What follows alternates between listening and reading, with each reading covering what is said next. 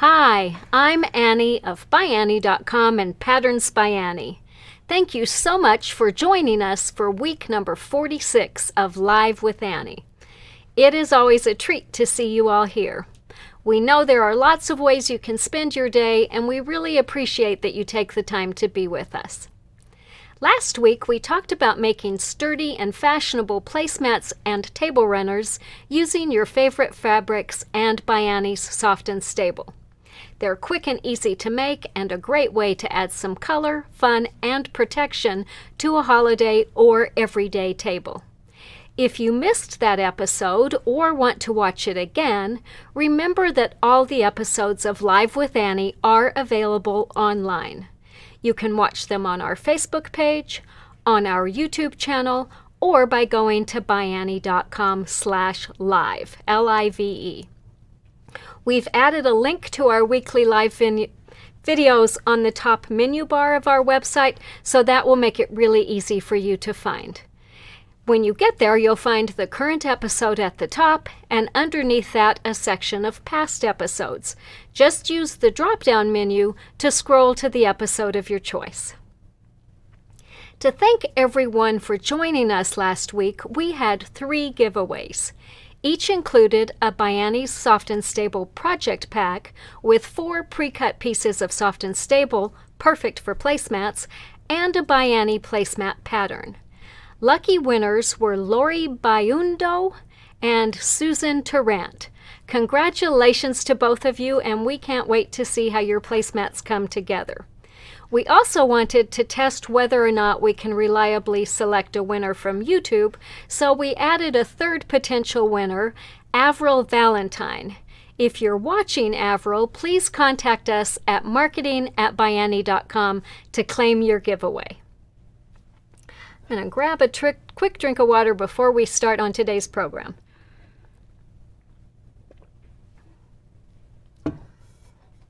All right, today we are going to take a little trip down memory lane and talk about a product that turned my pattern writing adventure from a hobby into a business. I'll share the story of how that happened, talk about how to use the product, and finish with a mini trunk show of items made using it. Let's start with the story. When I started writing patterns over 20 years ago, I was a very active member of the local quilt guild. My goal when I wrote my first pattern was to help pay for my quilting habit, which it did. One of the other members of our quilt guild was Heather Purcell, who with her husband Bob started Superior Threads. One year I volunteered to be in charge of the annual guild retreat, and Heather volunteered to help me. Heather and Bob were in the very early years of developing Superior Threads, and my husband and I had been small business owners for many years and had recently sold our country in Alaska. Heather and my shared love of business really helped cement our friendship. I was so intrigued with what they were doing, and Heather was very supportive of my fledgling business. Anytime I needed thread for a project, I'd make a visit to their warehouse, which at the time was in a big garage behind their home. Heather would help me pick threads and also give me new products to try. One of those products was fusible thread, which was instrumental in getting me started attending shows with Superior Threads. We talked about fusible thread a little bit last week and also in week number 6 of our Facebook Live. So if you want some more information about how to use that awesome product, be sure and check those out. For several years, I attended shows around the country with Bob and Heather and their team, demonstrating their products and sharing my patterns with customers from around the world. Those shows really helped get ByAnnie on the map. In the fall of 2008, we were at market in Houston, and a gentleman stopped by the booth to talk to Bob and Heather. He had a new product to show them, and right away Heather saw its possibilities. When he left, Heather sat down with me and showed me a very interesting piece of textured fabric, and explained how easy it was to produce the texture.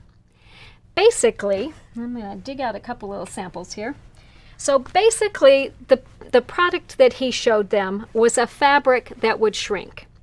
It looked like a piece of white polyester lining fabric, but when you steamed it, it shrank, and it shrank a lot. Now that probably doesn't sound like a plus to most of us, but here's what made it interesting.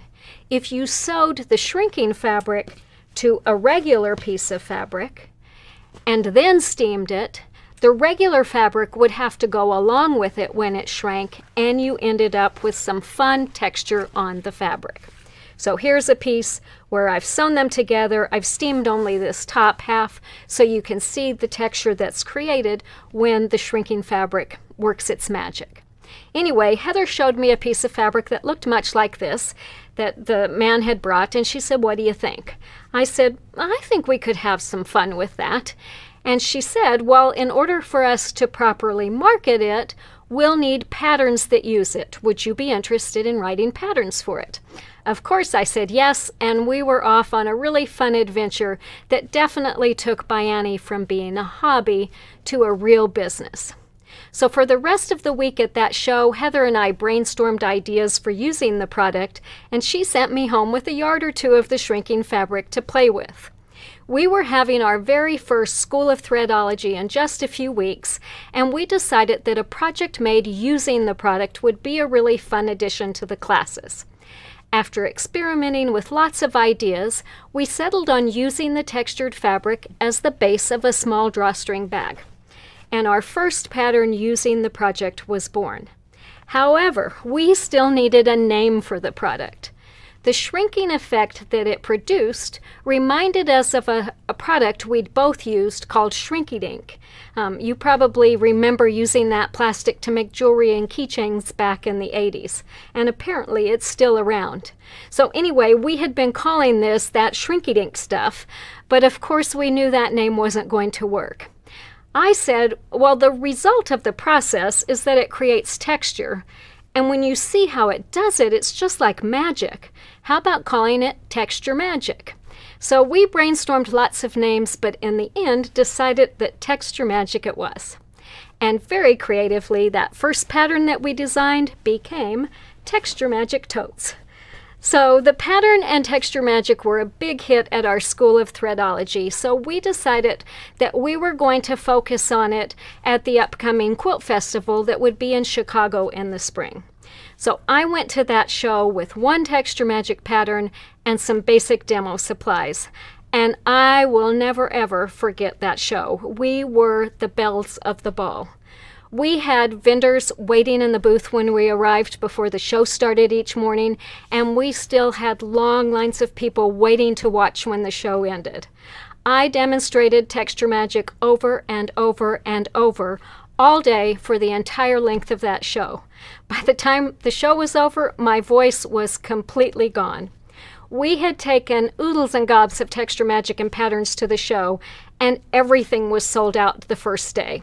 So at that point, Bob decided that it made sense to air freight in some more texture magic, and so as people came and were disappointed that it was out, we told them, "Don't worry, more is on the way. It will be here about 10 o'clock tomorrow." Bob and Heather's son, Todd, met the UPS guy at the hotel. He didn't even get in the doors of the convention center before he was mobbed. Ladies were reaching in the box to grab texture magic as he headed to the booth, and it was just insane. So texture magic really became my life for the next 2 or 3 years. I wrote over 30 patterns to use texture magic for everything from baby bibs in a christening dress to table runners and quilts. We filmed a series of 22 videos, which are still available on our website. And because all the distributors wanted the product and stores needed patterns that used it, ByAnnie patterns were picked up by every major distributor and stores throughout the country. I produced a demo book that I could use to demonstrate at shows, and I demonstrated nonstop at shows all around the country and at open houses for distributors. We started a program for texture magic reps and taught them how to make their own demo books so that they could demonstrate and teach in shops around the country too. Those were really crazy busy days. All along, we knew that the texture magic craze would be replaced by the next hot trend, but it was a really fun ride while it lasted. Eventually, Superior Threads did discontinue the product, but by that time there were a number of knockoffs, and one that is still available is made by Bosal. It's called Stitch and Steam, and it's the product that we now recommend if you want to use any of our patterns that were designed for Texture Magic, or if you just want an easy way to create texture on fabric. If you attended shows during those years, there's a good possibility that you may still have a package of Texture Magic in your stash. If not, you can find the Bosal Stitch and Steam at our website, or as always, ask for it at your local quilt shop. I'm going to grab one more drink of water, and then we're going to walk through the process for how to use it.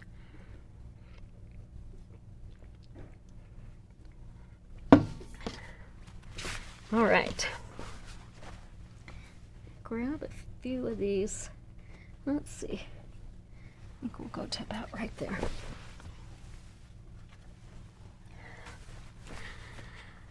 So, everything that I'm going to show you today is made using Texture Magic because that's what I used in all my step outs, but know that the process is going to be exactly the same if you're using the Bosal Stitch and Steam.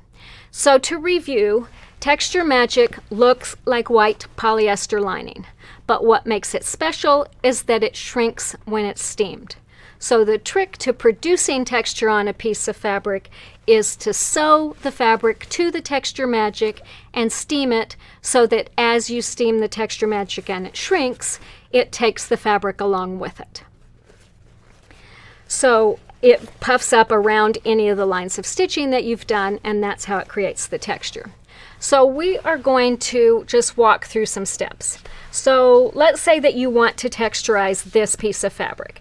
Your first step, when we started, actually, we started by marking lines on pieces. We quickly learned that you didn't need to, but your first step is to pin your Texture Magic to your fabric. And here's an important reminder.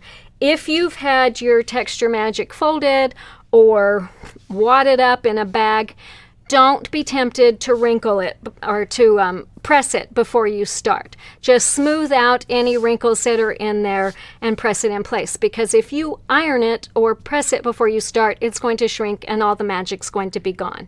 So there's a lot of ways that you can stitch the Texture Magic to the fabric, and again, when we started by marking lines, but we quickly learned that it really didn't matter if the lines were straight or evenly spaced. So after that, we saved time and just eyeballed the lines as we stitched. So I've got a piece here where I've got my fabric stitched to my Texture Magic, and I stitch lines in a grid about 1 inch apart. All right, once those are stitched together, then you are going to steam it. I had planned to do the actual steaming on camera today, but Jake and I did a little test this morning and we promptly blew the fuses since we have so many lights plugged in back here. So we're just going to talk through the process. If you really want to see the actual steaming video, be sure to check out the Texture Magic tutorials that are at ByAnnie.com, and I'll give you the link to that in a little bit. There are 3 really important tips to know about steaming. First, steam is the important word here. You don't want to touch Texture Magic with a hot iron. It won't melt, but it turns it into a piece that's kind of stiff and crackly. Let me see if I can find where I put my little sample of that. And I have a feeling that because I thought I was going to do this on camera, I would have one to show. If I find it here in my pile later, we'll dig it out. But basically what happens, if you put a hot iron onto it, it makes it kind of crinkly. To me, it turns it into baby's plastic pants. So if you go like this with it, it makes that plasticky sound that you get. It stays much more soft and stable if you just use steam. So rather than using an iron, what I always used whenever I did it is a little steamer. And this is called a Power Steam Pro steamer. It's the same one that we used for all of our Texture Magic projects. We used to carry these on the website. We don't have them any longer, but I did a little search yesterday and they are still available online. And Trevor's got a link that he'll put up if you're interested in getting one of these. So You can also use an iron with it. I have an iron that has a separate steam generator, so I can get really good steam on a low or medium heat setting, and that will work too. If all you have is a regular iron that has to have a high heat setting in order to get steam, we recommend that you just hover the iron over it so that you're using the steam rather than the heat of the sole plate, or steam it from the fabric side, which, you know, is going to compress your texture a little bit, but not bad. All right, the second thing to know is that in order to produce steam in a steamer like this, you have to use water that has some minerals in it, because the minerals are what help produce the steam, not just the water. So don't use distilled water or even filtered softened water like from your kitchen.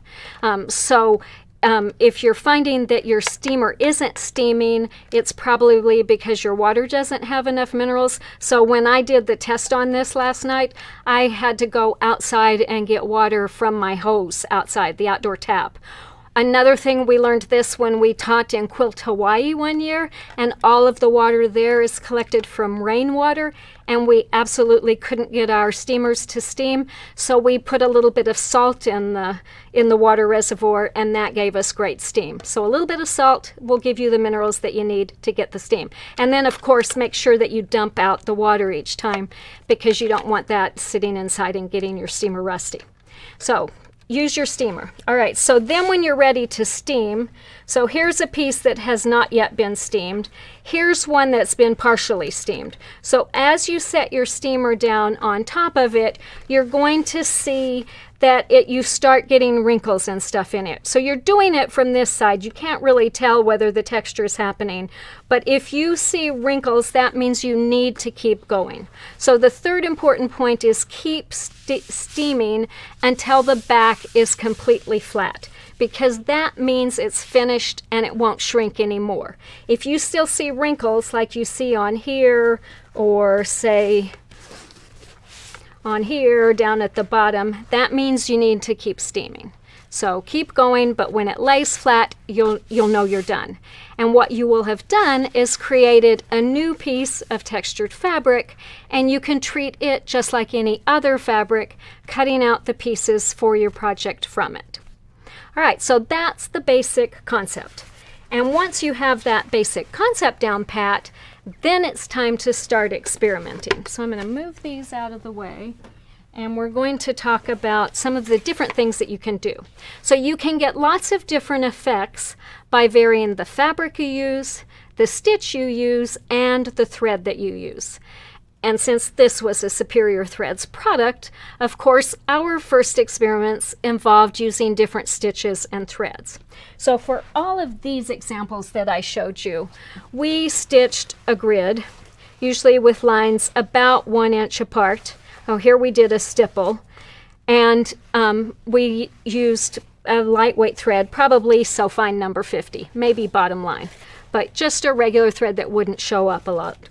But for this example, we wanted to do something a little more interesting. So again, we stitched a grid, but this time we used razzle dazzle thread. So I don't know if that's a thread you've ever heard of or ever used, but razzle dazzle is a really thick decorative thread.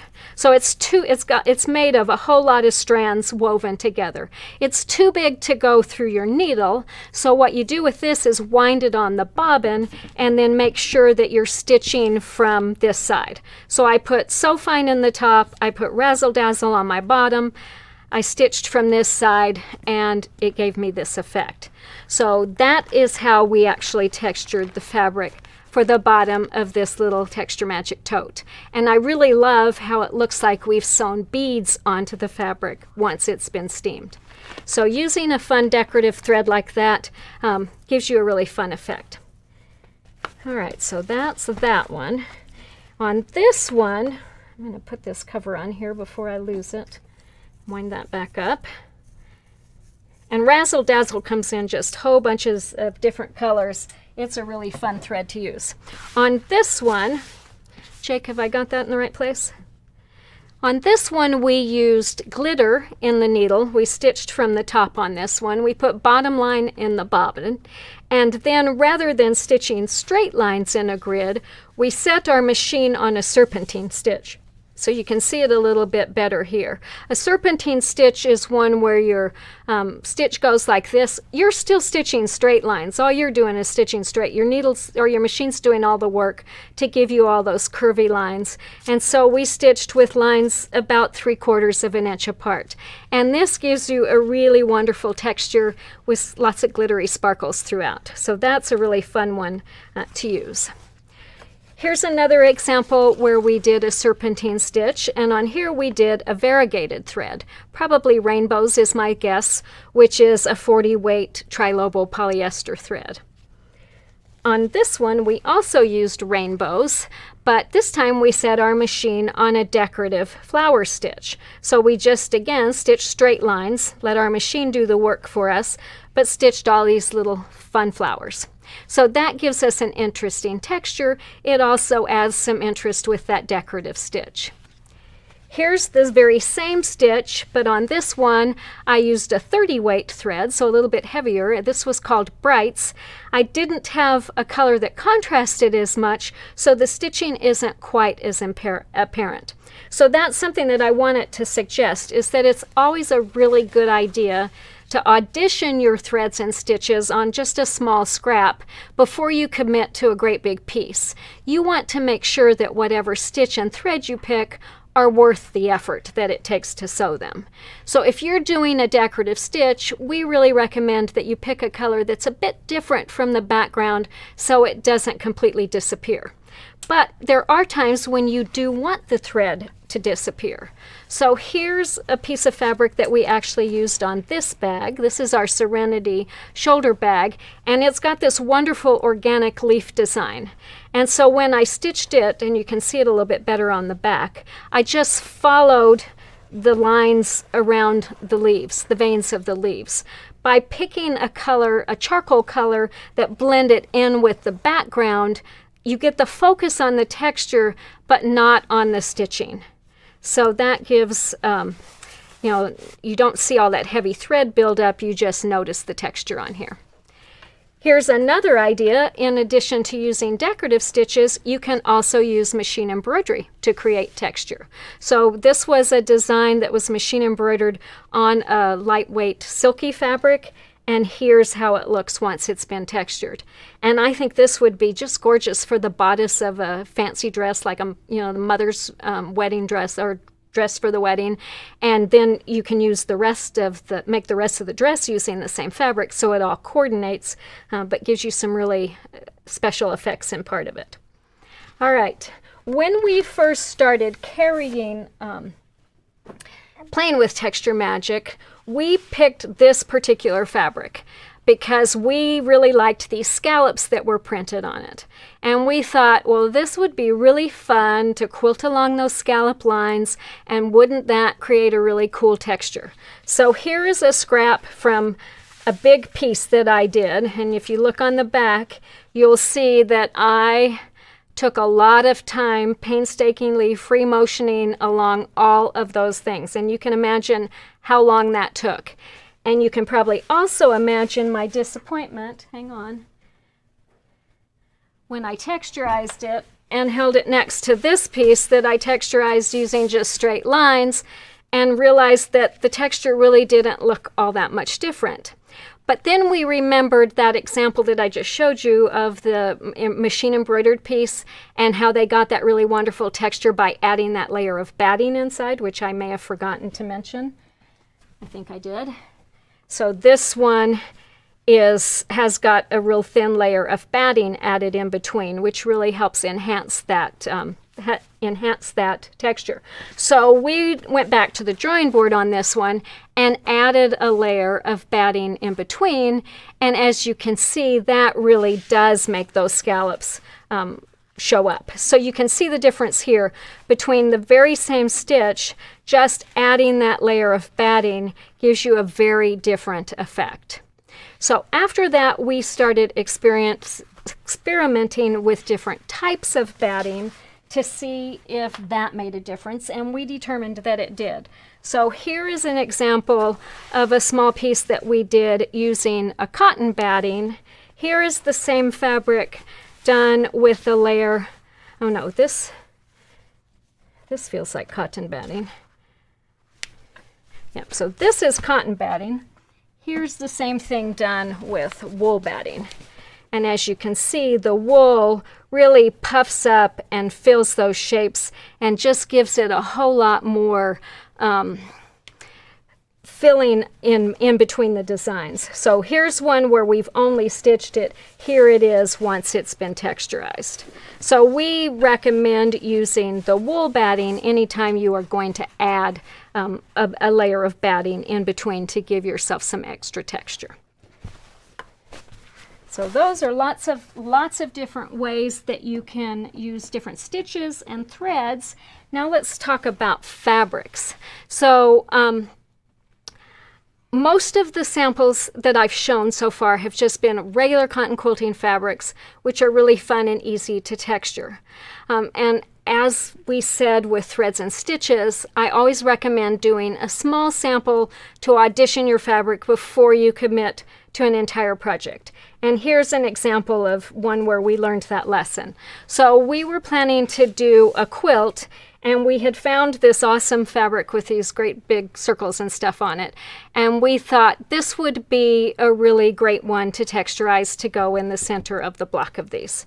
So we texturized a piece of this, cut it, assembled our block, and when we got done, we were really disappointed with the look of it. When you stood back away from this, the texture just kind of completely disappeared because this fabric was so busy. So we went back to the drawing board, and on the next block that we did, we texturized this fabric, which is more of a solid looking fabric, and we used that then for the squares that went around the outside. Unfortunately, I don't have that finished quilt, but I can tell you it made a much more interesting quilt. And if you watch the Texture Magic videos that we filmed, it's hanging in the background, so you'll be able to take a look at that. So that's something to keep in mind. Texture is going to show up a lot more on a solid fabric than on a really busy one, and do a little sample before you commit to a great big piece. Here's one where we textured a piece of minky, and we did that to create a scaly skin for our crocodile soft toy. We texturized some fabric minky for a little owl. This is our Hoot Nanny owl, and I love how it makes it look like it has feathers. On this piece of velvet that we did, we texturized using just a great big meandering stitch, and you can see how it goes from just a beautiful plain velvet to something really elegant. It would be great to make a jacket or a purse or something out of that. And then here's a piece of felted wool that we stitched. We used a variegated thread, just a serpentine stitch, and you can see the fun effect that you get with that. I have seen people texturize denim. I've seen textured leather. So, you know, there's all kinds of different materials that you can experiment with to give it a try. All right, time for one more quick drink. Again, as I said earlier, we filmed 22 different video tutorials with all kinds of tips for using Texture Magic. So if you want some more info, just go to ByAnnie.com and click on the Tutorials tab, and then scroll down the page and you'll see a series that's called Texture Magic Videos. Click on that and you'll see a list of videos by topic. Please know that this was both Heather and my first time filming anything in front of a camera, and it really shows. So if you want to see a deer in the headlights look and have a good laugh, be sure to watch the first video for sure. But again, we've got a link for that, and Trevor will put that up so that you can find those if you want to look at those. For those of you who are just joining us, today we're talking about creating texture on fabric using shrinking fabric such as Texture Magic. We just walked through the simple steps to do this. We also talked about how you can achieve different effects by varying the stitch thread and fabric. I want to look next at some of the patterns that we wrote for using Texture Magic, and we'll discuss some of the fabrics and stitches we use to create different effects. Today I want to focus on the texture, so I'm not going to spend a lot of time talking about the features of the projects, but of course if you have questions, just leave a comment and we'll get to those at the end. So again, the very first pattern that we wrote for using Texture Magic was Texture Magic Totes. And this pattern, I actually have two models here to show so you can see how different it looks, made in a variety of fabrics. This pattern includes instructions for two sizes. This is the small one. There's a larger size that's probably twice as big as this, but I couldn't find any models of it hanging around. So on each of these, the textured fabric is used for the base of the totes. And we added a little bit of soft and stable in the handles of these, and I love how it makes them stand up and not be floppy.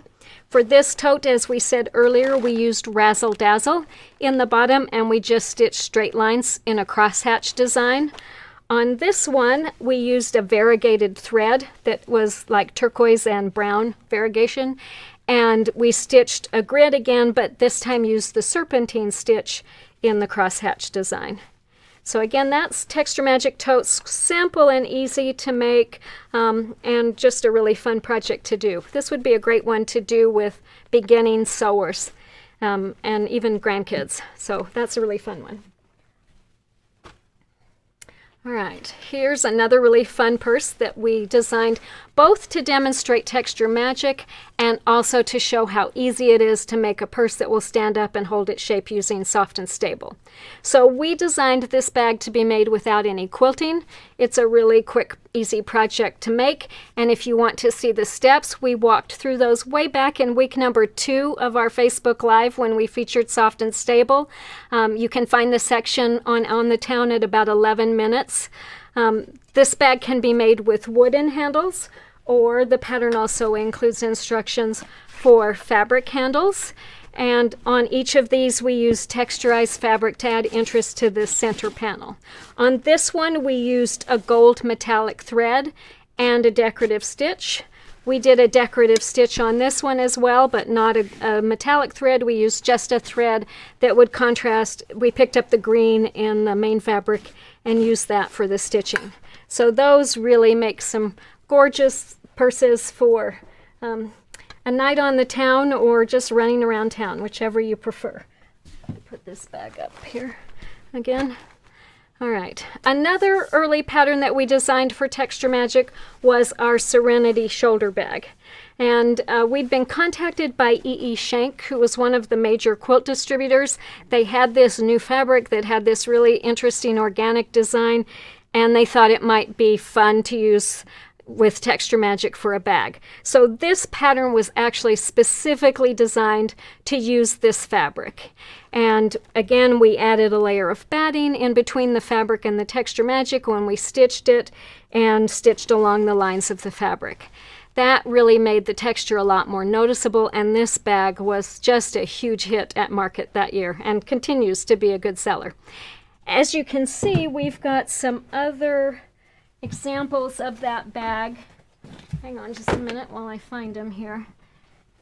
So we've got, you don't have to have that particular fabric, which I don't know if it's even available anymore, but here it is, the same fabric in a different colorway. And then we wanted to show a few that are made using different fabrics. So on here we picked a sunflower print. We did really close stitching on this one, so the texture on it is really tight. On this one, we picked a fabric with a larger motif, and we stitched around the actual design on the fabric, and so that gives a very different effect too. So that again is called Serenity shoulder bag, and lots of different ways that you can make that depending on the fabric you use. There's another one of our older patterns. This is called MiPad case. And this pattern includes instructions for 2 styles, one that has a piece center and then another with a panel that's accented with Texture Magic. And for this one, again, we added a layer of wool batting, and then we just did a great big stipple stitch with meandering lines. If you're just learning to do free motion quilting, Texture Magic is a great product to use and project to practice on, because your stitching is pretty much hidden in between when all the fabric puffs up around it, so it's a great opportunity to practice it without it being terribly noticeable. And here's one more little project that we did. This is our jewelry travel case, and on this one we just made a piece of textured fabric to use for the outside.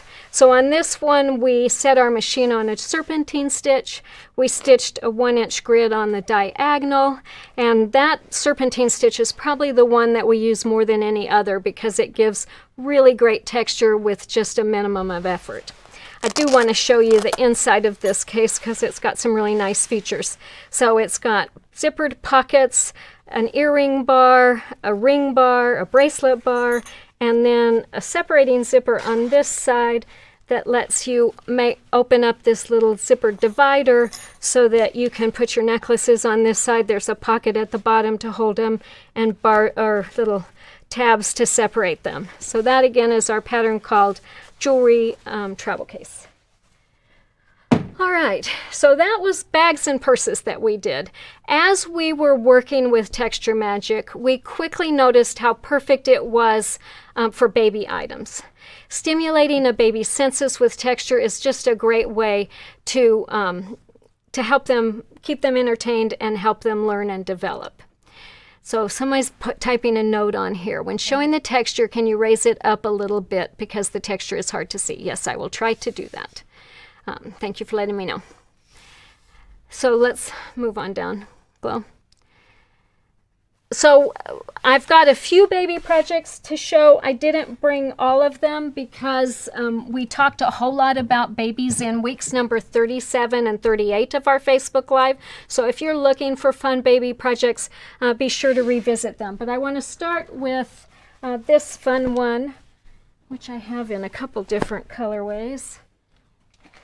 So this one is called Little Charmers, and it is very much one of my very favorites for making for babies. It includes a little block that has a jingle bell in it that we put inside a plastic egg so that you can hear it, and then a little matching tag blanket.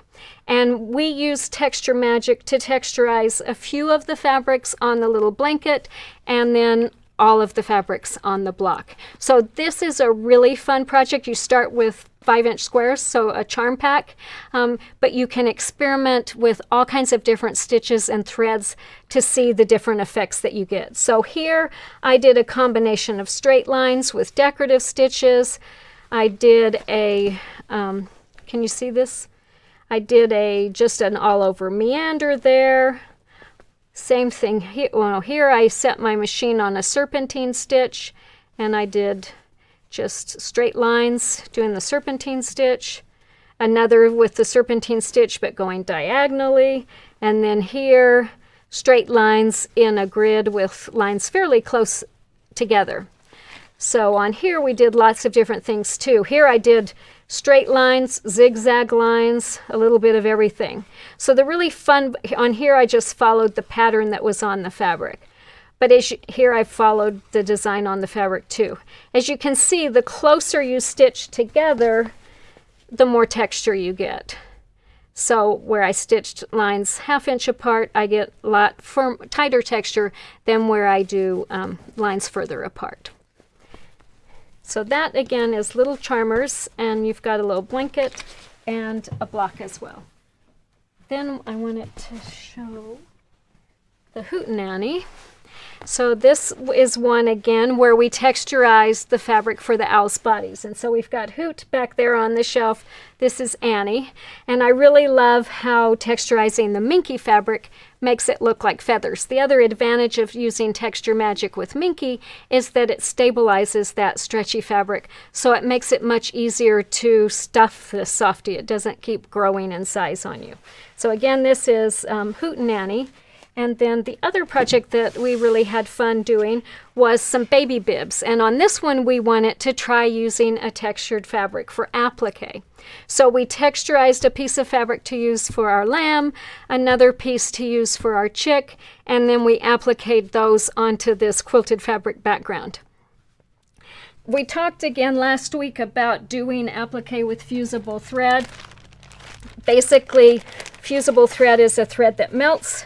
So if you're going to want to applique a design, normally, I'm going to tell you what you'd normally do. You would trace your design onto the front.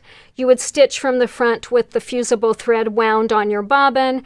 And then after you get it stitched, you'll cut it away and you've got that fusible fabric or thread in there that's going to help you fuse it in place.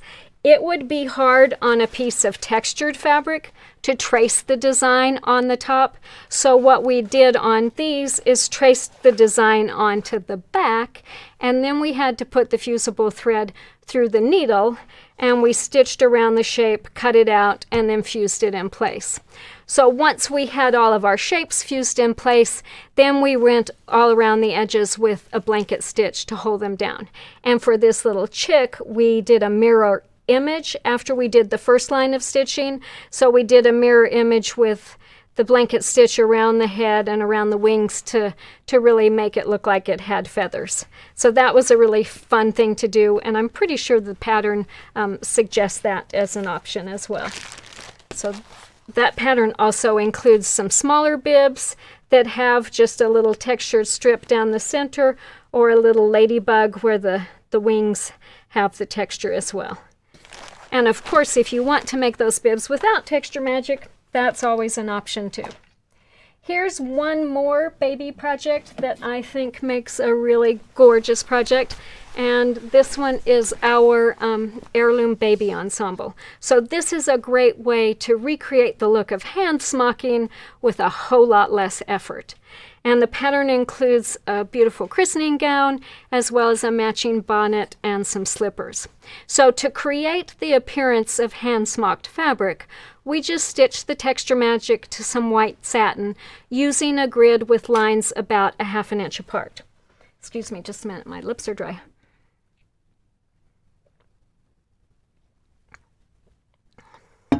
And again, after we did the stitching, then we steamed it to create the texture. From that textured fabric, then we cut the pattern pieces for the bodice, the cuffs, the bottom border, the hat, and the little slippers. So this is again one of the real beauties of using texture magic, because you can use the same fabric for the textured pieces and the plain pieces, so you can highlight certain parts of your garment with texture, but know that everything's going to go together really beautifully. Let's talk really briefly about how you can adapt a pattern if you want to use textured fabric, because I'm sure you're thinking of ways you could put it on, you know, a jacket or cuffs or something. So the first thing that you want to do is start by laying out all the pattern pieces that you want to texturize. So for this project, that meant the bodice, the cuffs, the bottom strip, the bonnet, and the slippers. And once you lay those out, calculate how big of a piece of textured fabric you'd need to cut all those pieces. For this project, we decided we'd need a piece about 24 inches by 28 inches. Because the fabric's going to shrink up to 30% in each direction, we divided those measurements by 0.7 or 70%, and that gave us the result of 34 by 40. When we wrote the pattern, we rounded those up slightly just to make sure that, you know, people could trim if they needed to. So the pattern for this tells you to texturize a 36 by 42 inch piece of fabric. So that makes it really easy for you to calculate what you're going to need. Now, if doing all that math seems overwhelming to you, let me show you another little secret. So if you're using Stitch and Steam, on the back is a chart in Texture Magic. I think it's printed on the back of the insert. So yes, so both of these have a chart. So it says if you want a piece that finishes at this size, start with one that's this size. So by following that down to 24 by 28 on this one, it tells you you need to cut a piece 33 by 38.5. So again, as I said, we rounded it up a bit to 36 by 42.5, knowing that we'd for sure have enough. So that's kind of how you go about determining how big of a piece to start with so you have enough textured fabric. So we've shown purses, we've shown baby items. Textured fabric is also really great for holiday and home decor projects too. So if you are looking for a really easy way to decorate at Christmas or any season, you will love these little baskets. These are our all occasions baskets, and the pattern includes instructions for two styles. So one of them has a textured body with a plain inset strip. The other one has just a textured inset strip. And these would be perfect at Christmas time to hold holiday treats, Christmas cards, ornaments. There's all kinds of ways you could decorate them. We use soft and stable in these to give them great body and stability. It ensures they're going to stand up and hold their shape.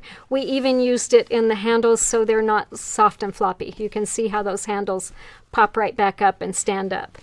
So that's holiday version of all occasions baskets. Here's a little one that we made using an animal print. This would be fun for Halloween or for a child's birthday to give them treats in. This is a great one that you could use if you need a hostess gift or you want a gift basket. It would be the perfect way to present a gift of fabric and sewing supplies to your sewing buddy. So that's all occasion baskets, and so many ways that you can use those depending on the fabrics that you pick. Here's another really, really fun project with Christmas coming up. So this is our pattern called Festive Stockings, and the pattern includes instructions for 3 different sizes and styles. This is the largest size stocking in the pattern, which in my opinion is just the perfect size for filling. The small one is really little. It would be more decoration than usefulness. So on these we use Texture Magic on all of them to texturize the cuff, and then on a couple of them we also texturize the body. So this one we did just a plain body, and we did our stitching in a grid, but we did lines drawn at like a 60-degree angle, so we got like diamonds in them. On this one we texturized a strip going down the side. We used metallic thread. On the cuff we did 2 narrow lines and then wider apart. And did those on the diagonal to give it some interest. And on here we did a metallic-y kind of fabric and did an inset strip with this one. So you are really going to love how quick and easy these stockings are to make. It takes just 1 seam to sew the stocking front, back, lining, and batting together, and then 3 more easy seams to assemble and attach the cuff. So they go together like magic. They're so simple and easy to do. And as a reminder, stockings don't have to be just for Christmas either. Any of these would be perfect to hang on the bedpost, the doorknob, or the chair of a birthday boy or girl. Or you can have a special celebration stocking that comes out on special occasions like the last day of school, somebody got a good report card, or whatever else you want to recognize. You could stuff this with goodies, put notes of love in, and really make the day extra special for someone. So those, again, are our festive stockings. Super simple and fun to make. And Texture Magic really helps enhance the cuffs on those. All right, we're getting to the end here. Texture Magic is also a really fun way to add interest to a quilt, a wall hanging, or some pillows. So this is one of my very, very favorite quilts. I've got one version of it hanging behind me, but I'm going to try and open this out so you can get kind of a better view of how it looks. So on this one, we texturized a variety of red and orange fabrics that we used for the crab's shells.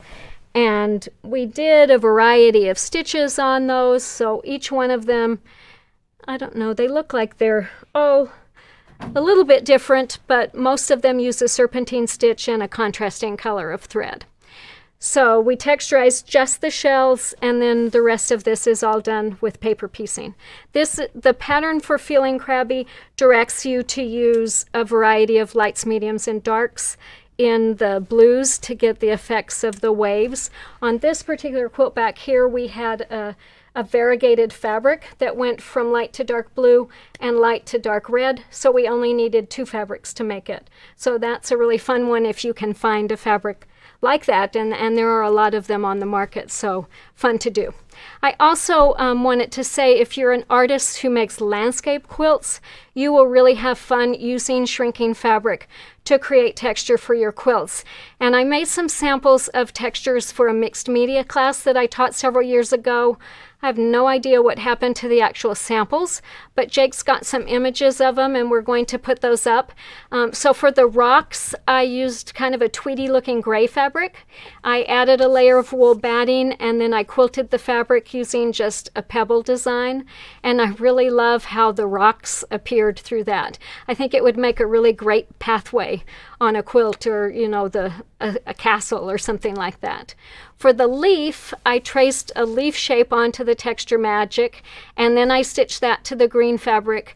I free motion stitched around the outer edges of the leaves. I added a few veins in there, and then I did a really tight stipple stitch around the outer edges to really make the leaf pop up. For the bark, I just stitched wavy bark style lines through brown fabric and added a layer of wool batting with the Texture Magic. And then for the water, I used a slinky, shiny turquoise fabric and a variety of wavy lines. So lots of different things that you can do and lots of fun to play with. So I hope you enjoyed learning how to use shrinking fabric to create texture on fabric and seeing all the ways that we've used the texturized fabrics. As you saw, by varying the fabrics, threads, and stitches, you can get so many fun effects. It's a really fun technique to share with kids or friends who are new to sewing, and we really look forward to seeing the projects that you make. As always, please be sure to check with your favorite local quilt shop to get the patterns and supplies for your projects. If they don't have them, remind them that they can order all ByAnnie products directly from us or their favorite distributor. And please, let's all do our part to keep our local quilt shops strong and successful.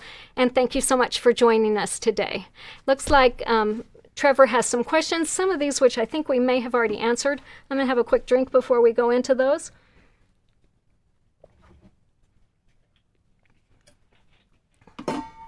All right, so how much does it shrink? If I wanted a bag base of 16 by 7, what size fabric? So I'm going to grab that package of Bosal and we're going to show you again. So Leslie said it shrinks about 30% in every direction. But here, let's say, so 16 by 7. So 16 suggests 22.5, 7, 10. So a 10 by 22.5 inch piece should be pretty close. Leslie said 9.5 by 21. Good job, Leslie. It never hurts to go up, but really when we did it, we usually did the 70%, divided the size by 70%, and we always had plenty. When you add batting, isn't that going to be a problem when sewing seams? Do you not use soft and stable? I would not put soft and stable in between when you do the texturizing, because I think soft and stable would prevent the texturizing from happening. I don't know. I actually never tried texturizing a piece of soft and stable. But this, you can see I've got textured fabric in here.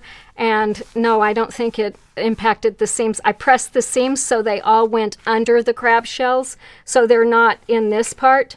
But, you know, it does add a little bit of bulk because you've got 30% more fabric in there.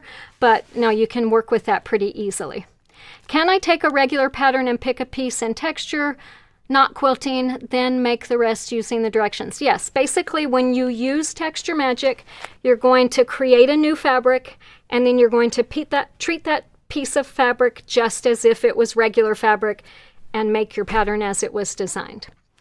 Will you show the difference between the texturized wool and cotton batting? It was hard to see the difference. Yeah, I hope that I can find it. Give me a minute.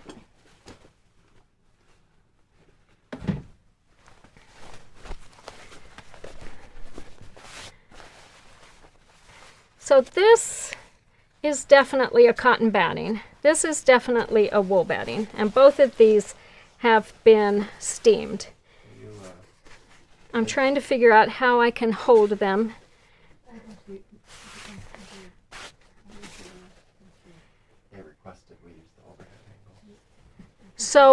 So what I think you really notice the difference is when you get to these larger areas. On smaller areas, it's not going to be as noticed, but these are definitely filled more. On this bag, this is done with wool batting, and when I made this with cotton batting, these pieces just weren't filled as nicely. They didn't puff up and fill where the larger spots are as much as using cotton as they did with wool. So I would say, and do what we did, get yourself some different battings and experiment with them. You know, a polyester batting, in fact, there's a chance that I may have an example in my Texture Magic book. Okay, so here's an example. This might be good. So here's one where we took a fabric that had lines printed on it. This one was done with wool batting. This was an 80-20 polyester. Here's a polyester batting, which gave me pretty good stuff, but it was a really thick polyester, a lot harder to sew through. And then here's the 100% cotton. So note that all of these have probably been sitting mashed up in this notebook for 8 or 10 years. So they probably look a little less vibrant than they did when they started, but wool definitely works the best in my opinion. Here's another example where we quilted just around the flowers and then did a stipple stitch in the background to give you that fun effect. So do you have to adjust the tension when you do razzle dazzle thread? For the bobbin, do you have to hand wind it? Yes, you hand wind it on the bobbin, and it's been so long since I did that I don't remember, but I'm guessing you probably would have to adjust the tension somewhat on that bobbin to put that thick of a thread through there. But it's really easy. Just take your bobbin case out. Right's going to tighten it, left's going to loosen it. Do just a little bit and remember where you started, but you know, and then put it back so that it's ready to go when you sew with your regular thread. Will you explain how we don't carry the wooden handles and where to find them for on the town? Okay, so this pattern was written a long time ago, and we did it primarily as a way to show the difference between a bag made with soft and stable and a bag made with batting. And putting these wooden handles on here made it really easy to demonstrate that, because the bag that's made with batting just totally collapses under the weight of the handles. We carried these wooden handles on our website for quite some time, but they came from a company who decided to sell them to Joann's, and when Joann's carried them, they made them sell them only exclusively to them. So we couldn't get them anymore, so we quit selling them. But if you go to your big box Joann's store, you should probably be able to find them there. The important thing is the distance here. There's lots of kinds, but again, don't forget that the pattern also includes instructions for fabric handles, so you can do that as an option as well. Are there special washing instructions once you've added Texture Magic to your project? Texture Magic is 100% polyester, so just like anything made with polyester, you don't want to put it on real high heat. But no, I washed everything that I've ever made with Texture Magic has gone in the washer and dryer and come out beautifully, just like it went in. So yeah, nothing special that you need to do there. All right, let's move on now to our featured local quilt shop of the week. One of our favorite events, as we've said often, is our local quilt shop contest that we host every February. And when we do that, we encourage people to vote for their favorite local quilt shop, share a little bit about what makes them special, and then throughout the year we showcase those during our Live with Annie. I need another drink. Excuse me, didn't mean to gulp on that one. So this week we are featuring a really special store called Off the Rails Quilting in Bondurant, Iowa. They are known as Central Iowa's happiest quilt shop, and are located basically right in the middle of Iowa, which is right in the middle of the country. So if you're planning a road trip before winter sets in, be sure to check them out. Owners Ann and Jenny are celebrating 5 years in business this coming week. Their anniversary, I guess, is Black Friday, and so we want to wish them a very, very happy birthday. They're celebrating with special events and sales all month long, so be sure to check out their website and Facebook page. Over 4 years ago, Anne presented her first Facebook Live, and she now presents live episodes every weekday, Monday through Friday. And I have to say, knowing how much work goes into a weekly presentation, all I can say is, wow, I am so impressed. So they go live at 12:15 Central Time for their Lunch Bunch live episodes, and in those they showcase patterns, fabrics, notions, and skills. We're pleased to say that Off the Rails has borrowed a ByAnnie trunk show every single month all year long to display in the store and to feature in their live episodes.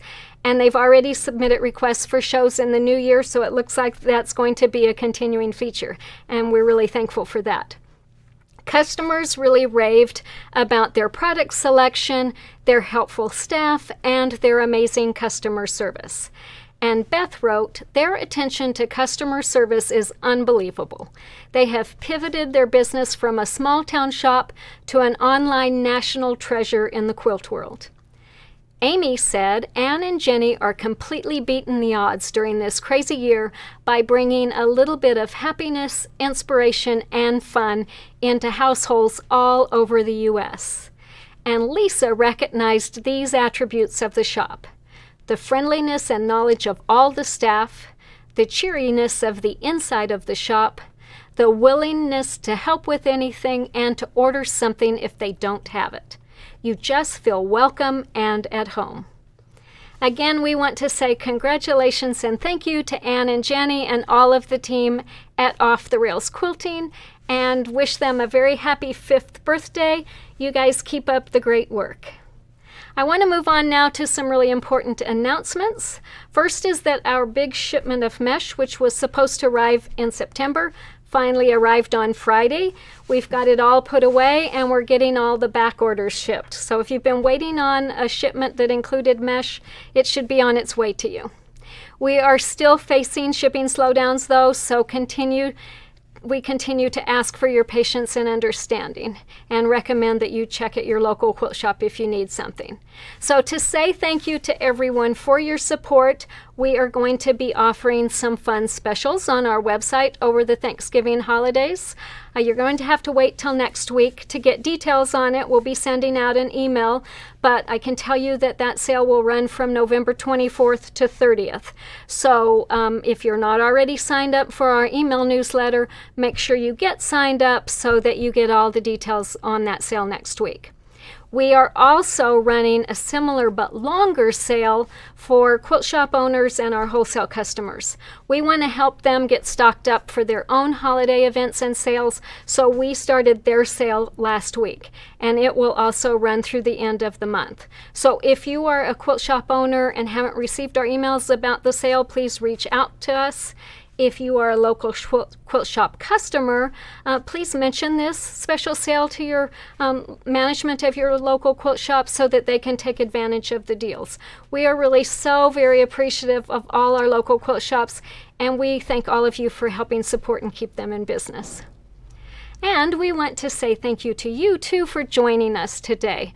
Again, we know there's lots of ways that you can spend your time, and it really means a lot to us that you take the time to join us each week. So to say thank you, we have a really fun giveaway. One lucky winner is going to receive, buried way back here, our All Occasions Baskets patterns, so you can make little baskets like that, a half-yard package of ByAnnie Soft and Stable, and a 1-yard package of Stitch and Steam shrinking fabric. So that's enough soft and stable and shrinking fabric to make both versions of the baskets probably 2 or 3 times over. So remember that Soft and Stable comes in black or white, so if you have a preference, let Trevor know when he reaches out to let you know that you won. And here's what you need to do to win. And for now, remember to do this on Facebook. We haven't found an easy way for it to work on YouTube. So hang on. I don't know why I'm so dry today, but it's really getting me. So first of all, leave us a comment.